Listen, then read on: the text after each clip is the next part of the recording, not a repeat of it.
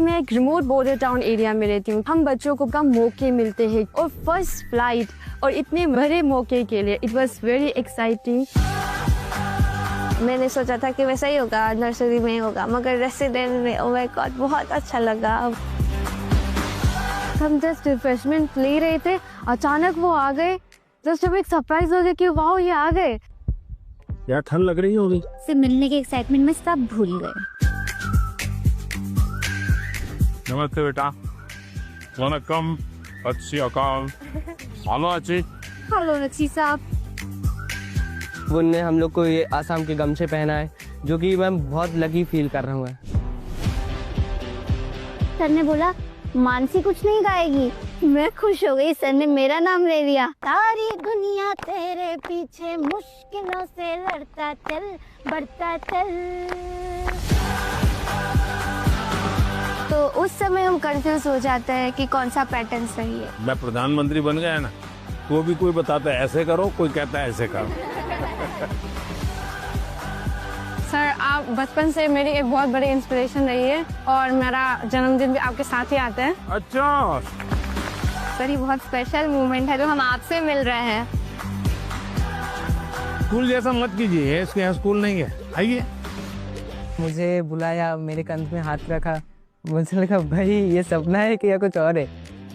अगर time management सीख ली, pressure नहीं लगेगा, थकान नहीं लगेगी।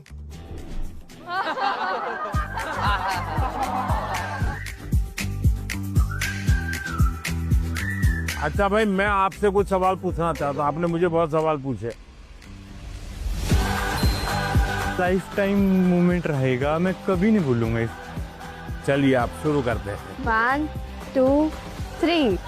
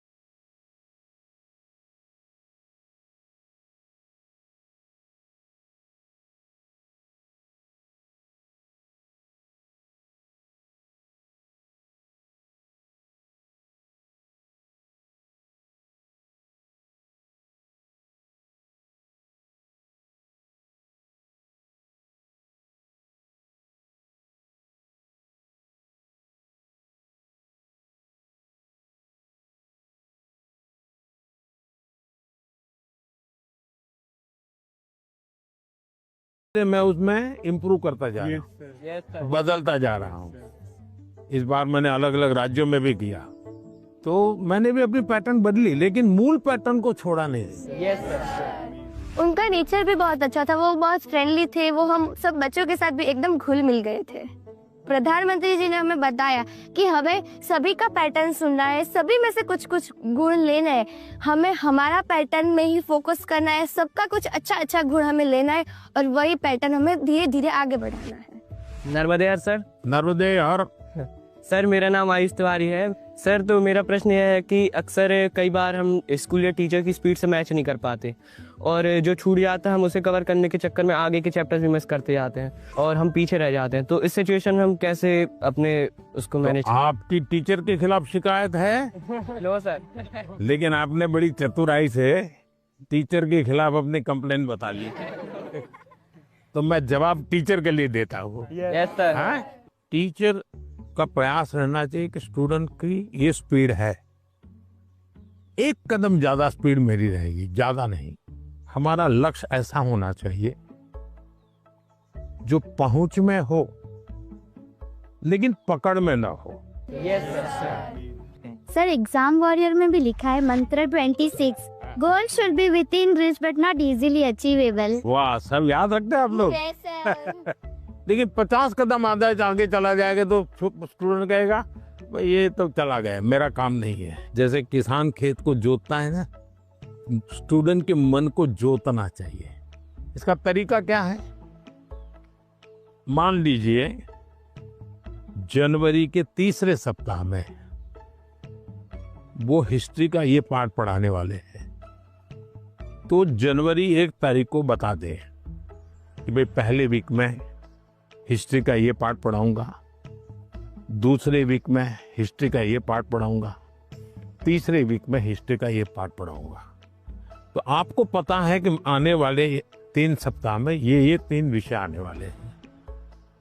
फिर वो कहेगा ऐसा करो, आप मैं पढ़ाऊं उसके पहले पढ़ना शुरू कर दो, पढ़ करके आओ, किसको पूछ के आओ। Yes sir. हाँ, गूगल पे जाके कुछ करना है तो वहां करके आ जाओ। Yes sir. और उसके बाद एक्चुअली जब पाठ पढ़ाएंगे तो क्या होगा? सर हमें क्यूरियोसिटी होगी, हमें ज्यादा समझ आएगा क्योंकि हमने पहले से पढ़ा होगा, फोकस भी और अच्छा रहेगा। मानसी सर अगर कोई चैप्टर हमें बहुत ज्यादा इंटरेस्टिंग लगता है तो हमें उसको और समझने की और जानने की इच्छा होगी, जिससे हमें और अच्छे से रिवाइज हो जाएगा वो चैप्टर। बताइए, सिंपल सा काम है ना। Yes sir. फिर आपको टीचर की स्पीड का प्रॉब्लम आएगा? नहीं आएगा। आप पीछे रह गए ऐसा भाव आएगा? क्यों? क्योंकि आप टीचर से एक कदम आगे चले गए। मन को जोतो, फिर मन को जोड़ो और फिर आपको पढ़ाई के जो विषय रखने हैं रखो, तो आप स्टूडेंट को हमेशा सफल पाओगे। हर किसी को अवसर नहीं मिल पाता कि पीएम माननीय प्रधानमंत्री से स्वयं आमने सामने बैठकर उनसे सवाल पूछकर उनसे अपनी बातचीत शेयर कर पाए। उन्होंने बताया कि हम टीचर से 2 कदम पीछे होने की बजाय 2 कदम उनसे आगे रहें, तो हम उनसे पीछे रह ही नहीं सकते।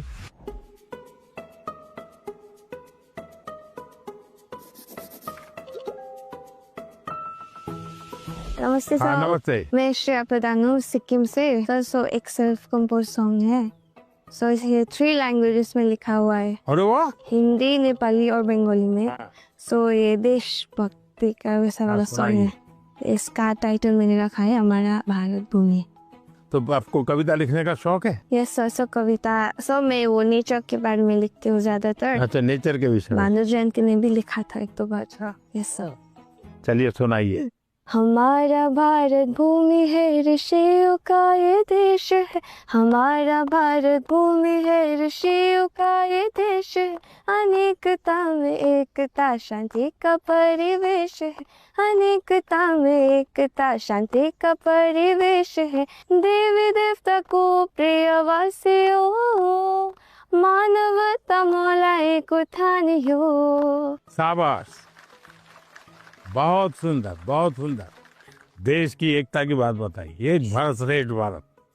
मानसी, तुम्हें तो आता होगा बेटा कुछ गाना? Yes sir. कौन सा गाओगी गाना बताओ। सुनाना चाहती हूँ। हाँ सुनाओ। सर ये गाना मेरी मदर ने लिखा है और ये गाना जो है ये स्टूडेंट्स को डेडिकेटेड है। अच्छा सुनाओ।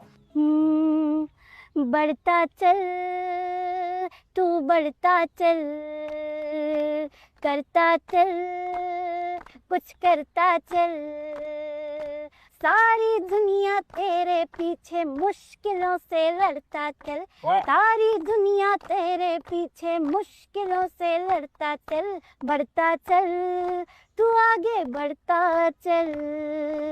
वाह, शानदार। आपकी माताजी को मेरी बधाई दे देना। Sir thank you sir. बहुत इंस्पायरिंग लिखा है माँ ने। सर मेरा YouTube चैनल और Facebook पेज और Instagram भी है। यस सर, मेरे Facebook पेज में फॉलोअर्स हैं 1.5 लाख। 1.5 लाख? बहुत ज्यादा मजा आया, मेरे लिए ये बहुत ज्यादा बड़ी और गर्व की बात है कि मैं उनसे मिली। आइए सब लोग बैठ जाइए।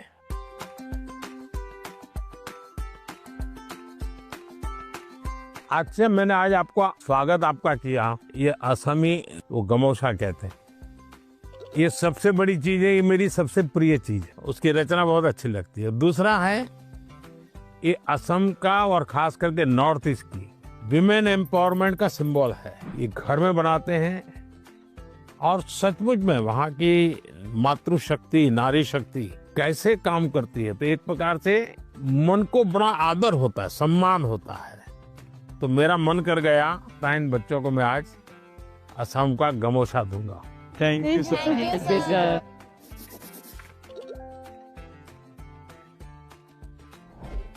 मेरा नाम सभावत वेंकटेश है। हाँ वेंकटेश गारू, बताइए। तो सर अभी मुझे है ना टेक्नोलॉजी और रोबोटिक्स में बहुत इंटरेस्ट है। तो आजकल कई बार आपने भी बोला था कि स्किल ज़्यादा ज़रूरी है, और बाहर भी लोग बोलते हैं मार्क्स ज़्यादा ज़रूरी है, स्किल ज़रूरी है, मार्क्स ज़्यादा ज़रूरी है। ऐसा ही सोच सोच के हमारे अंदर एक डर बैठ जाता है।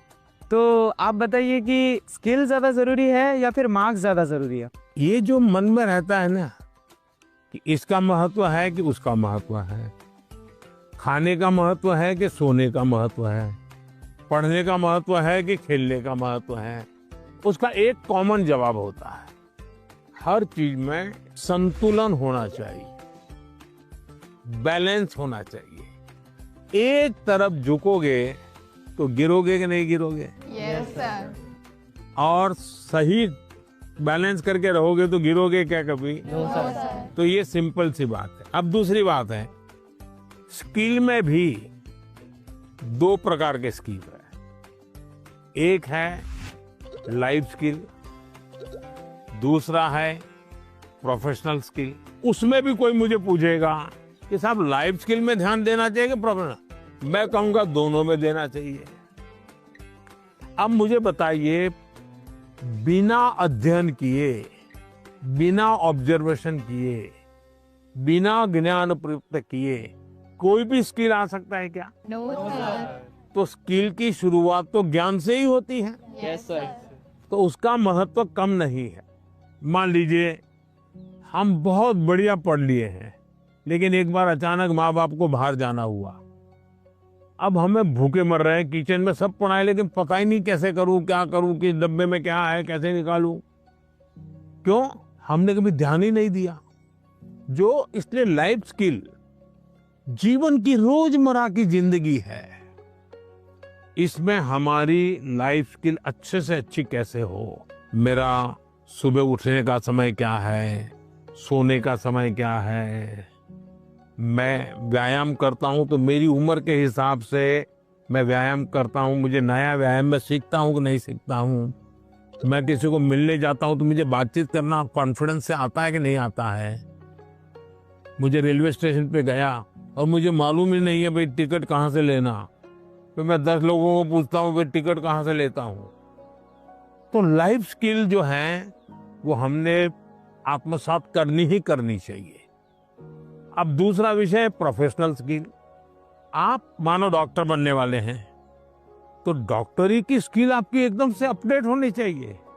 ऐसा नहीं कि मैं नंबर 1 हो गया था यूनिवर्सिटी में और इसलिए मैं ऑपरेशन करूं या न करूं चल जाएगा, ऐसा नहीं है। आपको अगर हार्ट स्पेशलिस्ट बनना है तो किताबें आपको हार्ट स्पेशलिस्ट बनने में मदद कर सकती है, हार्ट स्पेशलिस्ट नहीं बना सकती। हार्ट स्पेशलिस्ट तो आप तब बनेंगे जब एक्चुअली आप पेशेंट के साथ, उसके हर स्टेजेस के साथ जुड़ करके अपना स्किल डेवलप करोगे। अगर आपको वकील बनना है, आपको कॉन्स्टिट्यूशन की सारी धाराएं पता है, इस धारा में इतनी सजा होती है, इस धारा से ऐसे बेल मिलता है, सब मालूम है। लेकिन अगर आपको अदालत में जाकर के एक वकील के रूप में तैयार होना है तो किसी वकील का जूनियर बनना पड़ता है, प्रोफेशनल स्किल सीखनी पड़ती है, उसमें से आपको आगे आना होता है। और इसलिए लाइफ स्किल, उसमें कोई कॉम्प्रोमाइज नहीं है, 100% वो तो अचीव करना ही चाहिए। प्रोफेशनल स्किल, जिस प्रोफेशन में इंटरेस्ट है, इसमें लगातार नया करते जाना। अब उसमें भी पहले हार्ट के पेशेंट को इतनी टेक्नोलॉजी नहीं थी, आज टेक्नोलॉजी आ गई, तो आपकी उम्र भले 40 साल हो गई होगी, लेकिन आपको टेक्नोलॉजी पढ़नी पड़ेगी। तो शिक्षा और स्किल एक दूसरे के जुड़वा भाई बहन है, वो दो अलग नहीं है, लेकिन स्किल जीवन में बहुत अनिवार्य है। मैं एक बहुत गरीब फैमिली से बिलोंग करता हूँ। फैमिली भी प्राउड फील कर रही है कि मेरा बेटा गया है। तो एक्साइटमेंट बढ़ गई थी उनसे बात करने के लिए, तो हमें ऐसा चांस मिला कि हम बात कर सकते हैं उनसे। जैन सर। सर मेरा नाम हेमोता के शाम है, मैं सैनिक स्कूल इम्फाल मणिपुर से आई हूँ। सर आप बचपन से मेरी एक बहुत बड़ी इंस्पिरेशन रही है और मेरा जन्मदिन भी आपके साथ ही आता है। अच्छा, मुझे अभी एक नेता ने फोन किया था मेरे जन्मदिन पर, है 17 सितंबर को, तो उसने मुझे कहा कि आपके 75 हो गए, बोले अभी 25 बाकी है। मैंने कहा तो मैं जो बीता है उसको गिनता नहीं हूँ, जो बचा है उसको गिनता हूँ। और इसलिए जीवन में मैं आपको भी कहता हूँ, बीता है उसकी गिनती में समय बर्बाद मत कीजिए, जो बचा है उसको जीने के लिए सोचिए। अच्छा बताइए। सर मेरा आपसे ये प्रश्न है कि सर हम बोर्ड्स एग्जाम या फिर कोई स्कूल के एग्जाम के प्रिपरेशन करते समय पिछले कुछ सालों के क्वेश्चंस देखते हैं और हम ये अपने आप तय कर लेते हैं कि कौन सा टॉपिक ज़्यादा सही रहेगा, कौन सा ज़रूरी है, और कुछ हम सोचते हैं कि मार्क्स कम है एग्जामिनर का, यहाँ पे फोकस नहीं होगा तो हम छोड़ देते हैं। क्या ऐसा करना सही है? कभी कभी आपने देखा होगा अखबार में हेडलाइन आ जाती है कि इस बार पेपर बहुत भारी था, बच्चों को बहुत तकलीफ हुई। ये क्यों होता है? सिलेबस के बाहर का होता है क्या? No sir. लेकिन आपको भारी क्यों लगता है? क्योंकि आपने वो 10 साल की पैटर्न के जो 3, 4, 5 साल एक एक विषय के सवाल है उसी पर ध्यान केंद्रित किया। Yes sir. पहले आता था श्योर सजेशंस, फिर आने लगा इम्पोर्टेंट क्वेश्चंस, फिर आने लगा 10 साल के पेपर आप कर लीजिए, वही पैटर्न चलेगा। Yes sir. ये बीमारी जब मैं पढ़ता था तब भी थी, और ये बीमारी फैलाने का काम कुछ टीचर भी करते हैं। टीचरों को क्या लगता है कि मेरे स्कूल का नंबर अच्छा हो, मेरे क्लास का नंबर अच्छा हो, इसलिए वो क्या करते हैं, जिससे नंबर मिले वही पढ़ाते हैं। Yes sir. अच्छे टीचर आपने देखा होगा सर्वांगीण विकास के लिए पूरा सिलेबस पढ़वाते हैं, पूरे सिलेबस पर मेहनत करवाते हैं, उस सिलेबस का आपकी जिंदगी में क्या उपयोग है वो समझाते हैं। अब आप देखिए कोई खिलाड़ी है, अगर मान लीजिए उसको बॉलिंग करनी, तो क्या वो अपने कंधे के मसल से मजबूत करता रहेगा तो अच्छा बॉलर बनेगा क्या? उसको और क्या क्या करना पड़ेगा? एक्सरसाइज करनी पड़ेगी, योगा करना पड़ेगा, एक्सरसाइज करनी पड़ेगी, पूरे शरीर को मजबूत करना पड़ेगा, उसको मन को भी मजबूत करना पड़ेगा। Yes sir. उसको अपना खाने की पद्धति को भी उसके अनुकूल बनाना पड़ेगा। Yes sir. उसको नींद भी उस प्रकार से लेनी पड़ेगी। करता क्या है? बॉल फेंकता है, लेकिन पूरे शरीर को तैयार करता है कि नहीं करता है? Yes sir. शरीर का एक अंग भी वीक रह गया, बॉलिंग अच्छी करता है, कंधा बहुत अच्छा है, स्पीड सब अच्छी है, लेकिन पैर ठीक नहीं काम कर रहा है, तो बॉलिंग कर पाएगा क्या? No sir. जैसे एक प्लेयर को अपने गोल को पाने के लिए खेल में मास्टरी पानी है तो भी उसको संपूर्ण शरीर की चिंता करनी पड़ती है, वैसे ही हम जिंदगी परीक्षा के लिए नहीं है, हमारे जीवन को बनाने के लिए शिक्षा एक माध्यम है।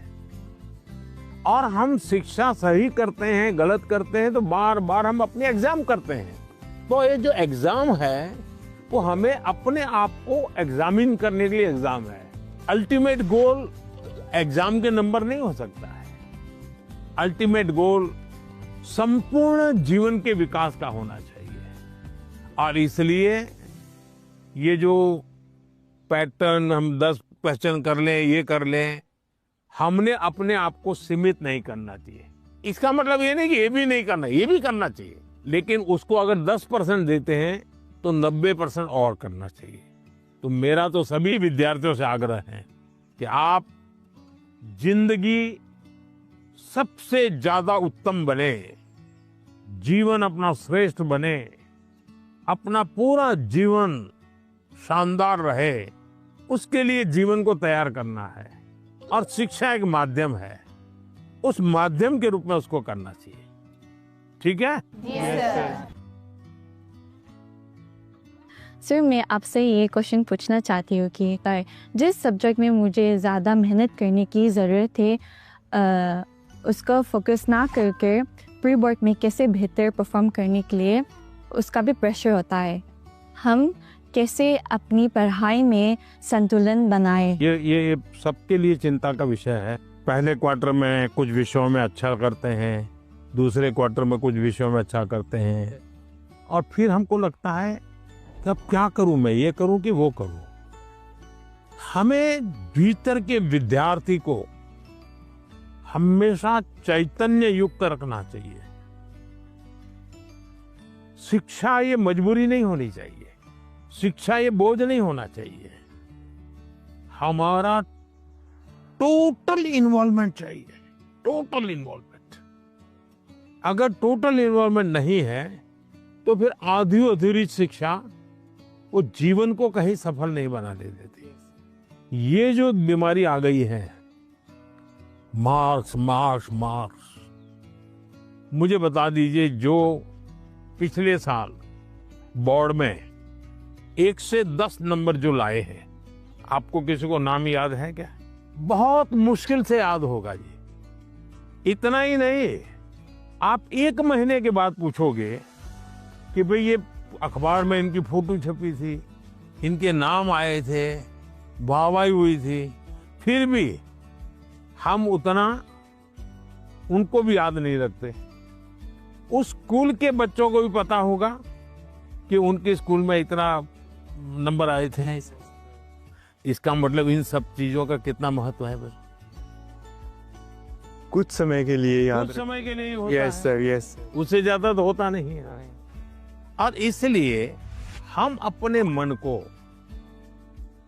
नंबर, मार्क्स, उससे जोड़ने के बजाय मेरे जीवन कहां पहुंचा, और उसके लिए लगातार अपने आप को कसते रहना चाहिए, कसौटी करते रहे खुद की।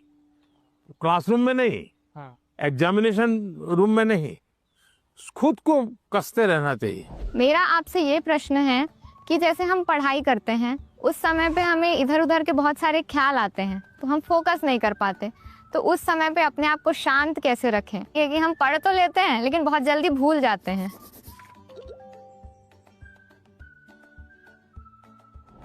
अब जैसे आज यहाँ आप आए हैं, आज से 25 साल के बाद कोई आपको आज के इस कार्यक्रम के विषय में को पूछेगा तो क्या होगा? भूल जाएंगे कि याद रहेगा? याद रखिए सर, ये बहुत यादगार रहेगा। सर, ये बहुत स्पेशल मोमेंट है जो हम आपसे मिल रहे हैं। नहीं, स्पेशल ऐसा नहीं है, आप स्वयं इन्वॉल्व है कि भाई हम घर से जब निकले होंगे ना, तब दिमाग में दिल्ली, पीएम के घर, यानी घर में भी फोन कल भी किया होगा, तो ये नहीं क्या होगा ठंड कितनी है ना, अब अरे कल जा रहा हूँ, सुबह जाना है।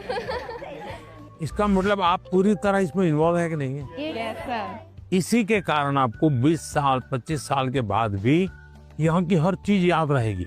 Yes sir. दूसरा, याद तब रहता है जब आप मौका देख करके दोस्तों से शेयर करते हो। आप अपने क्लास में अपने से जो कम होशियार जो स्टूडेंट है, ऐसे 1-2 को दोस्त बनाए और फिर उसको कहोगे मैं तुम्हें सिखाता। अपने से ऊपर का जो स्टूडेंट है, हमसे ज्यादा होशियार है, उसको कहो भाई 5-10 मिनट मेरे साथ बैठो, मुझे बताओ मैं ये सोच रहा हूँ ठीक है क्या, तुम करेक्ट करो। तो हमें डबल फायदा होगा। Yes sir. जब हम उनका भी ओपिनियन लेते हैं हाँ, फिर हमें और थॉट्स आते हैं कि इसमें और क्या हो सकता है। तो इससे फायदा होता है, जी सर। नए नए आइडियाज आते हैं, जी सर। तो आपका मन एकदम खुल जाता। जब मैंने उनसे क्वेश्चन पूछा, मैंने डायरेक्ट इंटरेक्ट किया उनसे और उन्होंने मुझे सेटिस्फैक्टरी आंसर दिया, तब ऐसा लग रहा था कि we are living our dream, क्योंकि यहाँ आना सबके उसमें नहीं रहता, सबकी किस्मत में नहीं रहता। So I am feeling that I am very fortunate. Sir सत श्री अकाल। सत श्री अकाल। मेरा नाम एकम कौर है, मैं पंजाब से आई और मेरा आपसे ये प्रश्न है कि जो 12वीं कक्षा के स्टूडेंट्स होते हैं वो अपने बोर्ड्स के एग्जाम के साथ जो कंपटीशन एग्जाम्स होते हैं उसकी भी तैयारी करते हैं, क्या ये सही है? क्योंकि उन दोनों एग्जाम्स की जो एग्जामिनेशन पैटर्न होता है वो बहुत अलग होता है और वो एग्जाम्स आते भी सेम टाइम पे हैं। ये चिंता आपकी सही है। एक ही समय में दो मान लीजिए क्रिकेट का खेल खेल रहा है, उसी समय उसको फुटबॉल का भी मैच में जाना है तो उसको लगता है कि मैं क्रिकेट के लिए मेहनत करूं कि फुटबॉल के लिए। Yes sir. मेरा आग्रह रहेगा तो आपको पहली प्रायोरिटी 12th को देनी पड़ेगी। लेकिन अगर हमने एक विद्यार्थी के रूप में जो मेरे उम्र से, मेरे क्लास से जुड़े हुए सिलेबस को आत्मसात किया है, तो कॉम्पिटिटिव एग्जाम उसके लिए अलग मेहनत नहीं करनी पड़ेगी। Yes sir. ये बाय प्रोडक्ट होगा। कुछ माँ बाप को क्या रहता है, इस उम्र से पहले ये हो जाना चाहिए। Yes sir. तो मैं माँ बाप से कहूंगा उनकी क्षमता, योग्यता, रुचि के अनुसार कि बच्चों को खिलने दो।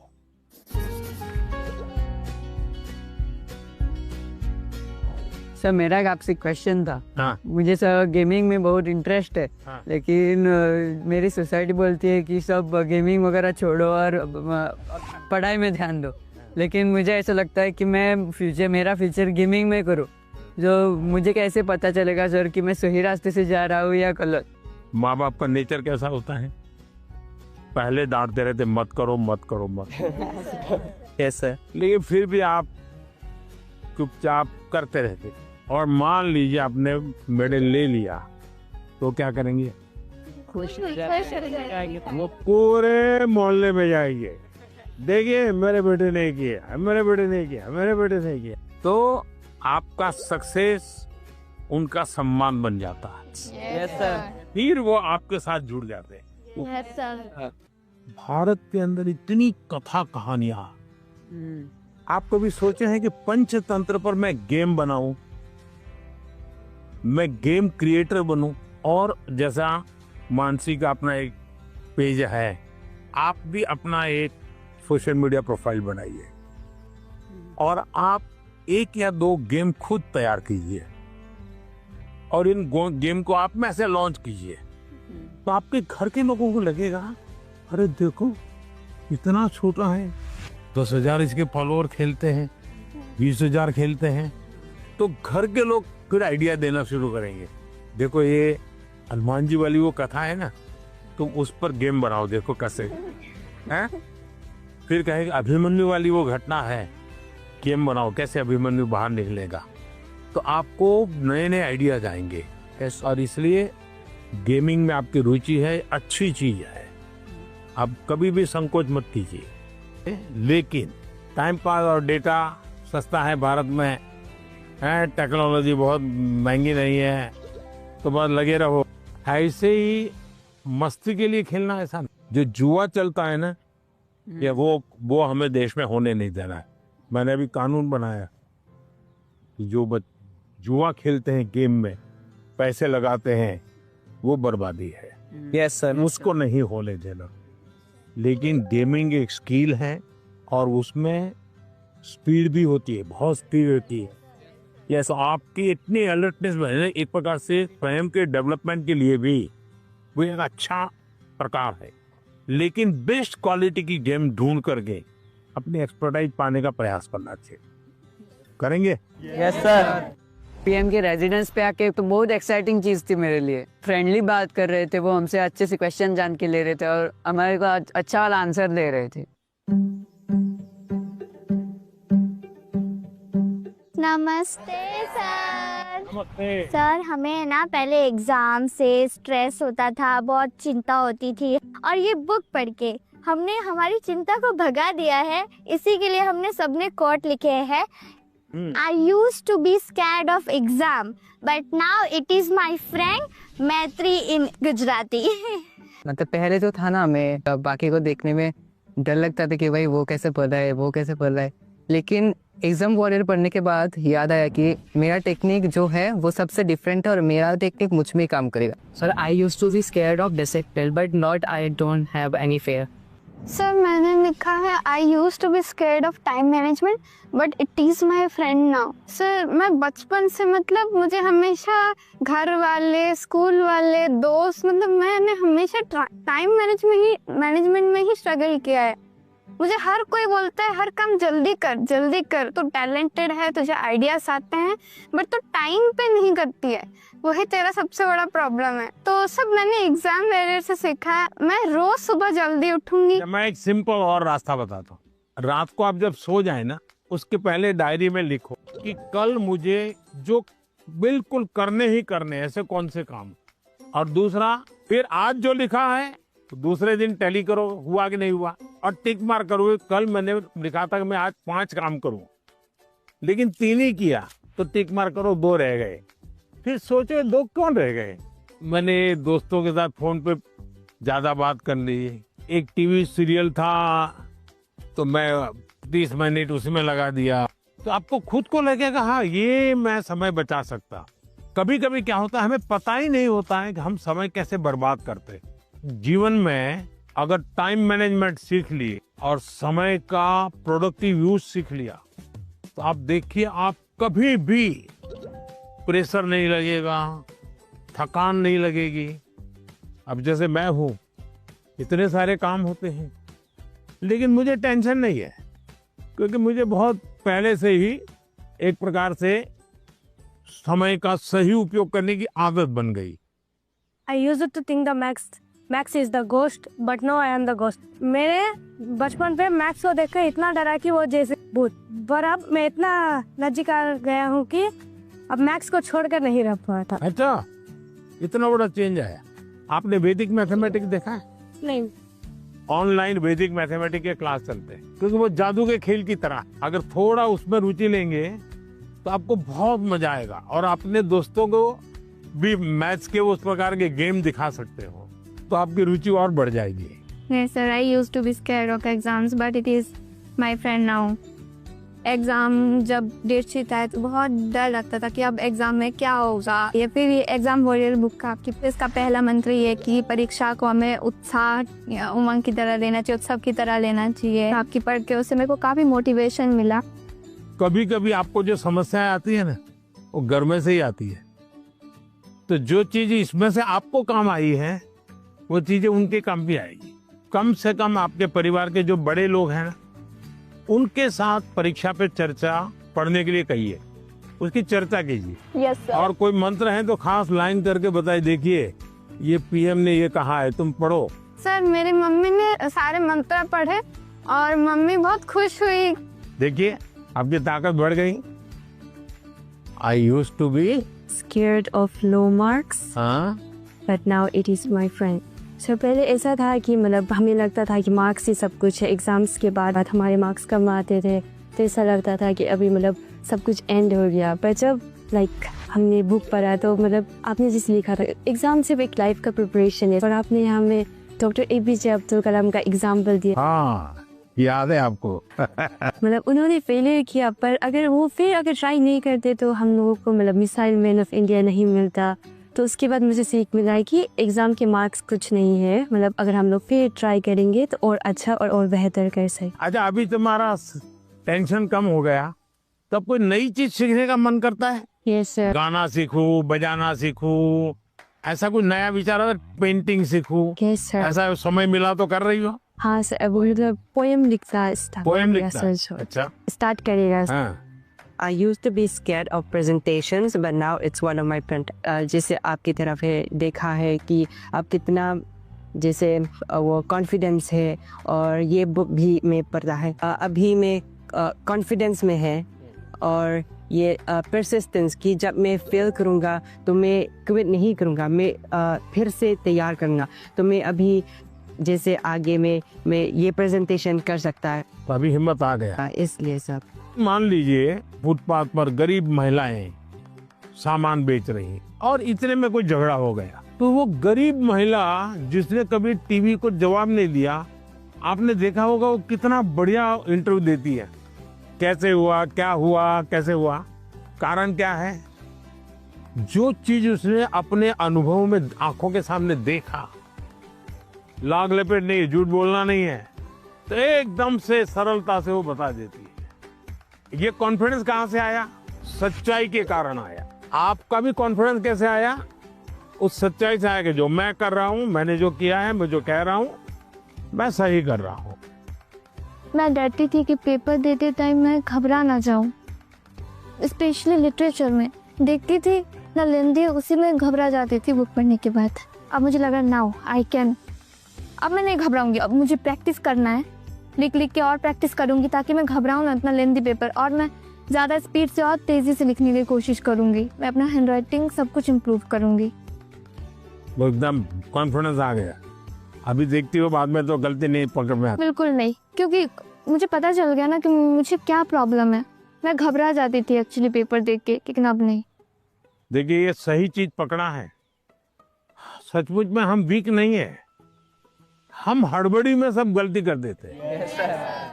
कुछ टेक्निक काम आती है। मान लीजिए ऐसा पेपर है ना, चुपचाप 30 सेकंड ऐसे ही बैठिए और एकदम गहरी सांस लीजिए। सांस ऐसे लीजिए एकदम सीना फूल जाए, इतना जितना भर सकते हैं भरिए, और फिर धीरे से उसके सांस को निकालिए। आपका मन एकदम से अलग हो जाएगा। फिर उसकी ओर देखिए तो आपको नई चीज हाथ लग जाएगी, सही चीज हाथ लग जाएगी। नहीं आता है इसलिए गलती होना अलग बात है, लेकिन आता है और गलती होगा ऐसा कभी नहीं होगा। नमस्कार सर, जय गुरु शंकर। मेरा नाम मृदुमलय बर्मन है। तो सर मेरा क्वेश्चन ये है कि छोटे घर, शोर और कामकाज के बीच मतलब पढ़ना अक्सर थोड़ा मुश्किल हो जाता है, और अगर माता पिता हमारे सपनों को उतना सपोर्ट नहीं करते, उतना गंभीरता से नहीं लेते, तो अब हम क्या कर सकते? देखिए मैं बताता हूँ, मैंने एक वीडियो देखा था सोशल मीडिया पे जो मेरे मन को छू गया था। एक पिताजी बैलगाड़ी में अपना जो रोजी रोटी कमाने के लिए कुछ सामान लेकर के जा रहे थे, और उनका बच्चा उस बैलगाड़ी में सामान भरा पड़ा था, ऊपर कहीं सामान के ऊपर बैठा हुआ था, लेकिन क्या कर रहा था? वो अपनी किताब पढ़ रहा, यानी वो कंफर्ट की चिंता नहीं कर रहा। Yes sir. कुछ लोग होते हैं कि भाई नींद नहीं आती। क्यों नहीं आती? कमरा ऐसा है, अगर उसको 5 स्टार होटल में रखोगे ना तो भी नींद नहीं आएगी। हाँ। तो ये जो सोच है कि सुविधा होगी तो क्षमता आएगी, ऐसा नहीं है। हमारे देश में बोर्ड की एग्जाम में जो नंबर लाते हो बच्चे कौन है? छोटे छोटे गांव के हैं। पहले क्या होता था? बड़े परिवार के, बड़ी स्कूल के बच्चे ही। अब ऐसा नहीं है, छोटे छोटे परिवार के थे। अब वहां तो कोई कंफर्ट नहीं है। देखिए अभी मैं ब्लाइंड क्रिकेट टीम से बच्चियों को मिला और वो जीत करके आई थी। जब मैंने उनको सुना तो अपने आंख में आंसू आ जाए, ऐसी बातें थी। घर नहीं है और ब्लाइंड है, खेलना सीख रहा, दिव्यांग होने के बावजूद भी वो यहाँ तक पहुंच गई। तो उसको कहाँ पैदा हुई, कहाँ रहती थी, उसमें मैटर नहीं करता था। तो हम कंफर्ट जोन ही जीवन बनाता है, ये भ्रम में नहीं रहना चाहिए। जीवन बनता है जिंदगी जीने के तरीके से। माननीय प्रधानमंत्री जी को देखा तो मुझे तो अपने आप पर विश्वास नहीं हो रहा कि वो आ रहे हैं, लीडर है इंडिया के। तो मुझे लगा कि वो बहुत सीरियस रहते होंगे, लेकिन जब उनसे बातें की ना, बातें करके अपने अपने लगे। उन्होंने जो एडवाइस दी थी उसको सुनकर ऐसा लगा कि हाँ मैं तो ये कर सकता हूँ। अब मैं वो फॉलो करूंगा और अपने जीवन में उसको उन एडवाइस को फॉलो करने की कोशिश करूंगा। वनकम सर। वेलकम सर, मेरा नाम निखिल है सर। मैं लैंड ऑफ टेम्पल्स तमिलनाडु से आया हूँ सर। तो एग्जाम्स के वक्त कभी कभी हमारे घर में गेस्ट आते हैं सर। सर, और वो हमारे प्रिपरेशन के बारे में पूछते हैं। कुछ चीज़ें हम अपने माइंड से निकाल के रख देते हैं, भूलना चाहते हैं, उसी के बारे में वो वापस पूछते हैं और हमें उसके बारे में याद दिला देते हैं। और इसके बारे में हमारे मम्मी पापा भी कुछ कर नहीं पाते। सर, तो मैं आपसे ये पूछना चाहता हूँ, ऐसे सिचुएशंस को हम कैसे हैंडल कर सकते हैं? मैं एक चालाकी बताता हूँ क्या करना चाहिए। जैसे आया ना, बोले अंकल जी आप बहुत सफल व्यक्ति हैं, मैंने सुना है, मुझे आप बताइए ना, बचपन में आप कैसे पढ़ते थे? क्या आपको कभी गुस्सा आता था? क्या आपको कभी टीचर मारते थे? क्या आप कैसे करते थे? वो पूछे उसके पहले आप पूछो, आप देखिए पूरा टेबल टर्न हो जाएगा। हाँ सर, जब वो आए मैं टोटली सरप्राइज था। जिन्हें अभी तक टीवी में देखा है उन्हें रियल लाइफ में सीधा देखने को मिल रहा है। और उन्होंने बहुत क्रिएटिव आंसर दिया, मैंने एक्सपेक्ट नहीं किया था। उन्होंने बोला कि सीधा टेबल पलट देने के लिए। हमें उनसे जाके पूछना चाहिए कि आपने कैसे किया लाइफ में, आपने इस स्टेज में इस पड़ाव को आपने कैसे पार किया। जुले सर, मेरा नाम पद्मा है, मैं लद्दाख से हूँ। तो मेरा ये प्रश्न है कि हमारे उम्र के बच्चे को बड़े सपने देखना चाहिए और उन्हें पूरा करने की शुरुआत कहाँ से करना चाहिए सर? सपने न देखना वो तो क्राइम है। सपने देखने ही चाहिए, लेकिन सपनों को गुनगुनाते रहना ये कभी काम नहीं आता है। और इसलिए जीवन में कर्म को प्रधान देना चाहिए। मैं जहां हूं वहां मुझे सफल होना है, तभी मैं आगे जाऊंगा। मैं देखता रहूं और मुझे अगर पेड़ पे चढ़ना ही है तो आम देखता रहूं तो आम नहीं पकड़ता। अब जैसे मान लीजिए हमारा मन कर गया कि मुझे एस्ट्रोनॉट होना है और मुझे चंद्रमा पे जाना है, तो फिर मुझे पढ़ना चाहिए कि पहले एस्ट्रोनॉट कौन हुए, उनकी बायोग्राफी क्या थी, स्पेस होता क्या है। धीरे धीरे उसमें रुचि हमारी बढ़ानी चाहिए। फिर टीवी पे कोई कार्यक्रम है तो उसको खाद देखना चाहिए, तो आपको खाद पानी मिलता रहेगा, हैं, आपको फर्टिलाइजर जिसको कहे मिलता रहेगा, तो वो विचार आपका पनपेगा। औरों को बताने से फायदा नहीं होगा।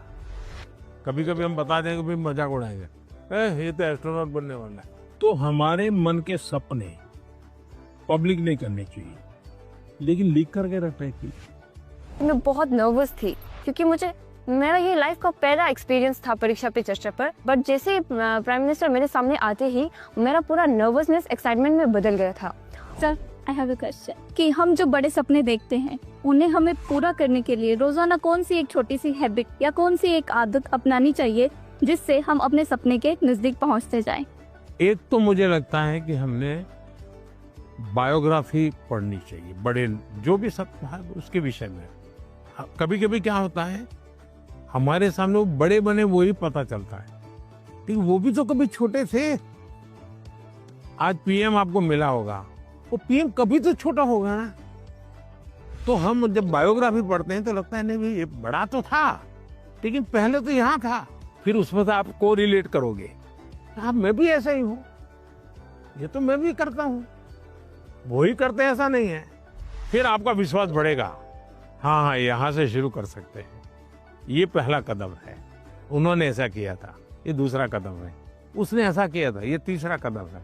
तो आप अपने आप अपना रास्ता मजबूती से आगे बढ़ा सकते हैं। उनकी एडवाइस सुन के मुझे ऐसा लगा कि जो मेरा आइडियल है मैं उसके देखूं और उसकी पूरी जानकारी निकालूं और देखूं कि वो किस बैकग्राउंड से बिलोंग करते थे, उनके सामने क्या परेशानियां थी, उन्होंने क्या क्या फेस किया। तो उनको जान के मैं क्या एक छोटा सा स्टेप ले सकती हूँ और उस पर काम कर सकती हूँ, और वो जब पहला वाला स्टेप कंप्लीट हो जाए तब हम दूसरे स्टेप पे जा सकते हैं। सर, मुझे आपको एक कविता सुनानी है। कविता सुनानी है? सुनाओ। हम सबके अरमान है आप, भारत के अभिमान है आप, भारतवर्ष के केवट है आप, मानवता के सेवक है आप। मैं बड़ी दूर से आई हूँ, कुछ प्रश्नों को अपने साथ दिलाई हूँ, परीक्षा पे चर्चा की सौगात उठाए हैं, फिर हम सब ने ये मौका पाए हैं। आप ममता की परछाई है, वंचितों के हमराही है, देश को आगे रखते हैं, भारत माँ की जय कहते हैं। तो लो मैं भी ये कहती हूँ, मन की बात रखती हूँ, आप साधना पुरुष और योगी हो, भारत के सपनों के मोदी हो। यह कहकर मैंने वाणी को विराम दिया, वाह वाह से वाह, आपको प्रणाम किया। बढ़िया कविता बनाती हो। जब वो मेरे से मिले, जब मैं पोएम सुना रही थी और जब वो मेरे से बात कर रहे थे और जैसे जैसे पास आ रहे थे ऐसे लग रहा था अब मेरे को चक्कर आएंगे और अब मैं यही गिर जाऊंगी। ये अच्छा हुआ, आप लोगों ने सब अपनी अपनी बातें लिखी। धन्यवाद सर। आइए,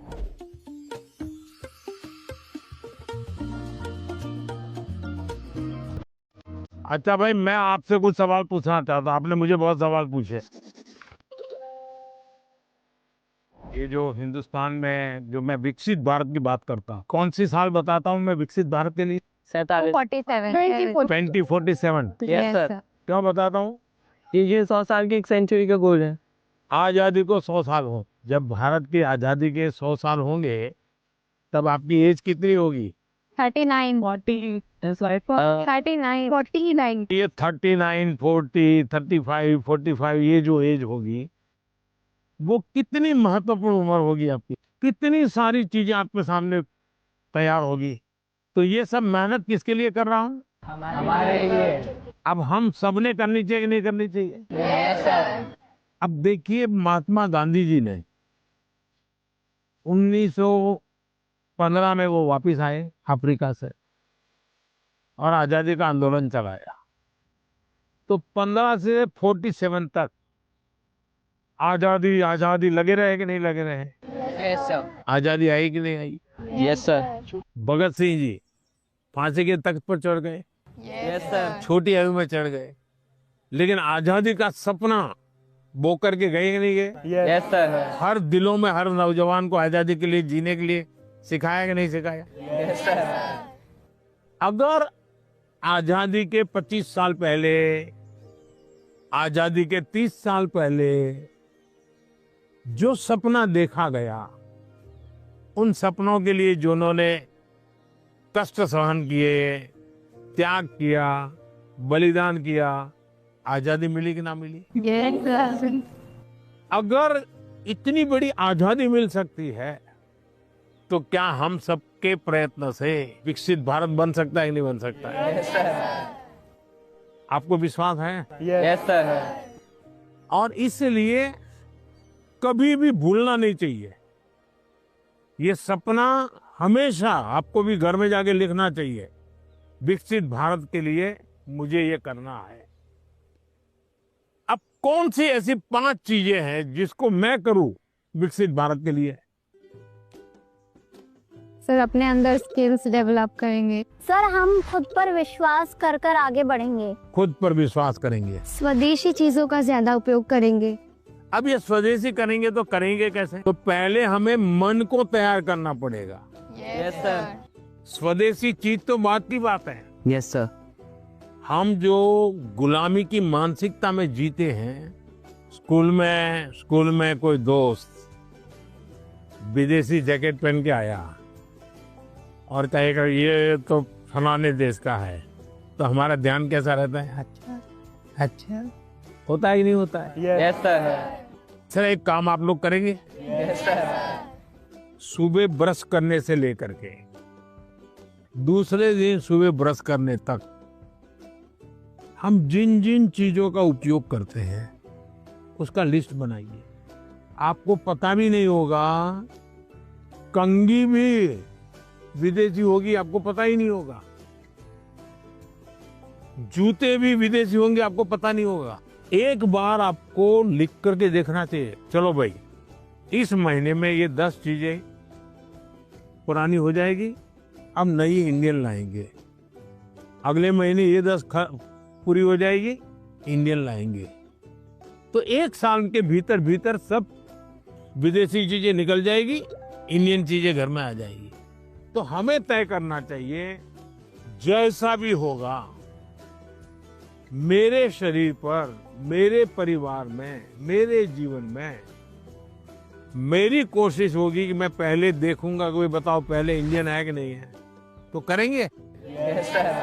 अगर हम ही हमारे देश की चीजों का गौरव नहीं करेंगे तो दुनिया करेगी क्या? अब जैसे हम लोग लेट हो जाते हैं तो क्या बोलते हैं? हम बोलते हैं ये तो इंडियन टाइम है, बोलते हैं कि नहीं बोलते हैं? मतलब हम लेट हम हुए, कार्यक्रम हमने देर से शुरू किया और गाली किसको दी? इंडिया को। दूसरा है कर्तव्य का पालन। पहले अपना जीने के तरीका बदलो। अब पहले शुरुआत करो स्वच्छता से। हम गंदगी नहीं करेंगे। हम दुनिया में कहीं देश का चित्र देखते हो साफ सुथरा दिखता है। ये साफ सुथरा क्यों है? सफाई करने वाले कारण साफ सुथरा है कि लोगों ने गंदगी नहीं की इसलिए साफ सुथरा है? लोगों ने गंदगी नहीं की। तो हमें अगर विकसित भारत बनाना है तो हम तय करें हम गंदगी नहीं करेंगे और हम स्वच्छता के विषय में परिवार में, बाहर, मोहल्ले में, सब जगह पे जरा भी कॉम्प्रोमाइज नहीं करेंगे। किसी ने फेंक दिया तो उसके साथ झगड़ा नहीं करेंगे, उठाकर ले लेंगे हम और हम उस कूड़े का तो देखेगा, वो शर्मिंदगी महसूस करेगा कि मेरा कचरा इसने हाँ। उठाया। और इसलिए हमने जो नागरिक का कर्तव्य है उसका पालन करना चाहिए। हमारा हेल्दी रहना भी एक प्रकार से कर्तव्य है। तो हमें अपने कर्तव्यों का पालन अगर इतना भी कर ले तो दुनिया की कोई ताकत भारत को विकसित भारत बनाने से रोक नहीं सकती है। और आप जब 35-40 साल के होंगे उसका सबसे ज्यादा मजा लेने का मौका आपको मिलेगा। अब मुझे बताइए, जिसका फल आपको मिलने वाला है वो काम आपको करना चाहिए नहीं करना चाहिए? Yes sir. ज्यादा से ज्यादा आपको करना चाहिए नहीं करना चाहिए? Yes sir. चलिए, और मैं एक सवाल पूछता हूँ। आप उस पीढ़ी में है, आपके पास इतना खुला आसमान है, इतना बड़ा कैनवास है, आपको ध्यान में आता है कि ऐसी कौन सी चीजें आज हम कर सकते हैं? आजकल सारा जमाना ही जैसे एआई का है, काफी चीजें एआई में होते हैं। देखिए, आप लोग भाग्यशाली हैं, आपको इतना टेक्नोलॉजी का अपॉर्चुनिटी मिला है जो मेरे जमाने में नहीं था। उसका सही उपयोग करना, ये विवेक बुद्धि हमको विकसित करनी होगी। एआई आपकी ताकत को बढ़ाने वाली होनी चाहिए। एआई का उपयोग कैसे करें?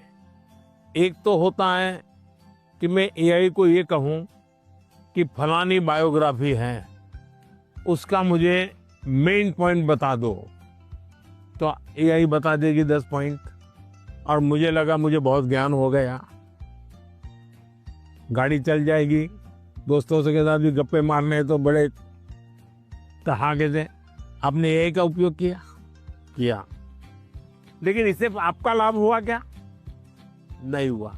लेकिन अगर मैं एआई को पूछूं कि मेरी ये उम्र है, मेरी इन विषयों में रुचि है, आप मुझे बताइए कि कौन सी 10 अच्छी बायोग्राफी है जो मैं पढूं, तो एआई आपको ढूंढ करके 10 बायोग्राफी दिखाएगा।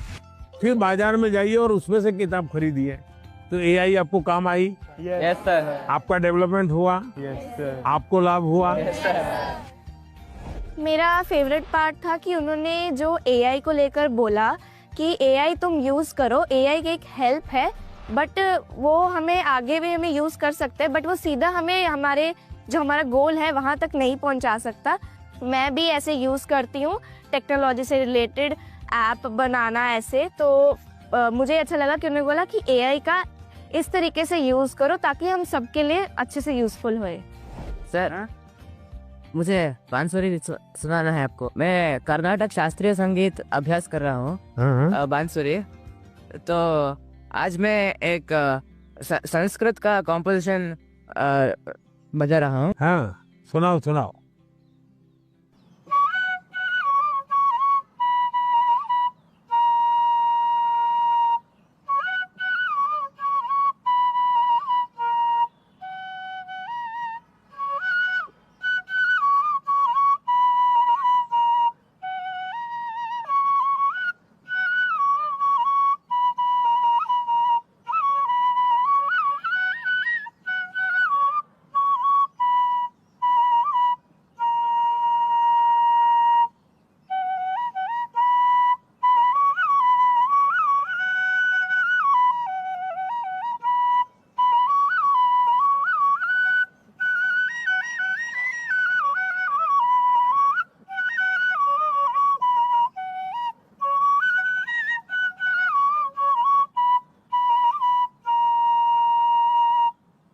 वाह, चलिए बहुत बहुत धन्यवाद आप लोगों का। सर मैंने ना एक आपका स्केच बनाया है, अच्छा। आप दिखा सकती हूँ प्लीज? कहाँ है? सर ये मैंने आपके लिए बनाया है। क्या बनाया बेटा? सर हैंडमेड बुके बनाया है। अच्छा, ये पहाड़ में ट्रेडिशनल उत्तराखंड का है ये टोकरी है। जैसे बसंत पंचमी आती है हाँ। तो इसमें हम सुबह उठते हैं और फूल तोड़ते हैं, फिर लोगों के घर घर पे डालते हैं। त्रिपुरा का famous Tripura Sundari. It was made by base coconut shell. So and this is tea from वाह, चाय वाले को चाय, sorry it's organic. Organic T. तो बहुत अच्छी कविता लिखते हो, लगातार लिखते रहो। Yes sir. अच्छा, आसाम का गबोशा। हाँ, शाबाश। हाँ। चलिए बहुत बहुत धन्यवाद सबका, बहुत शुभकामनाएं। Thank you sir. Bye sir. Bye. धन्यवाद सबका। Thank you sir.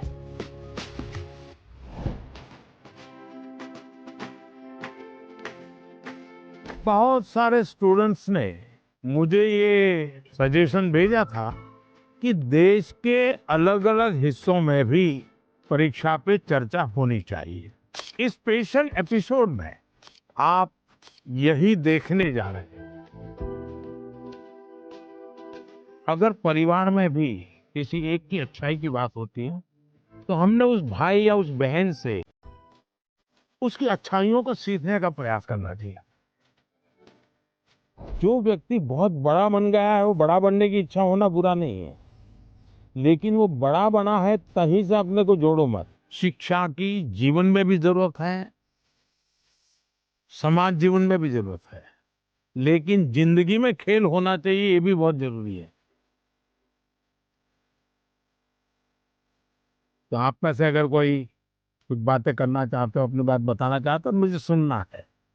कौन शुरू करेगा?